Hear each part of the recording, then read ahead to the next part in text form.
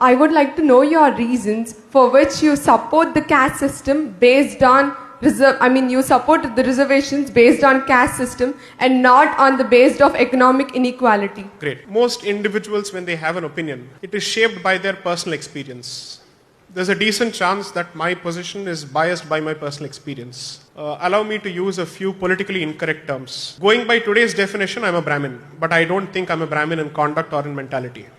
I see more of Rajasic tendencies in me, and therefore perhaps I should have been in a different caste, so to speak, or a different category, so to speak. Despite coming from that background, I come from a low middle class family. So I was always educated in state board schools, in Andhra state board schools.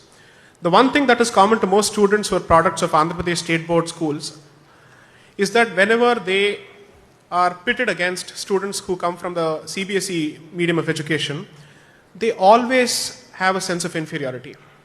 I've noticed that. Maybe over a point of time, it evens itself out.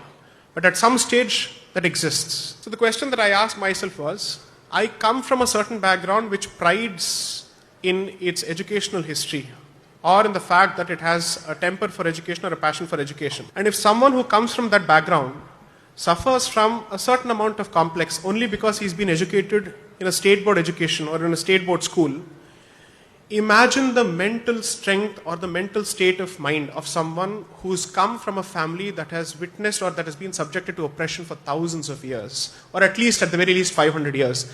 And when he's suddenly pitted against the rest of the community, and he's now told, now the competition is open to you. I'm sorry, it's not a level playing field because mentally you're different.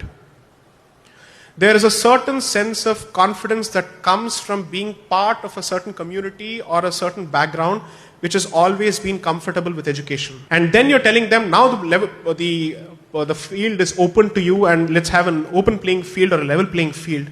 It is going to take a certain point of time until they come at the same level as you in terms of confidence, not in terms of aptitude. There's a difference.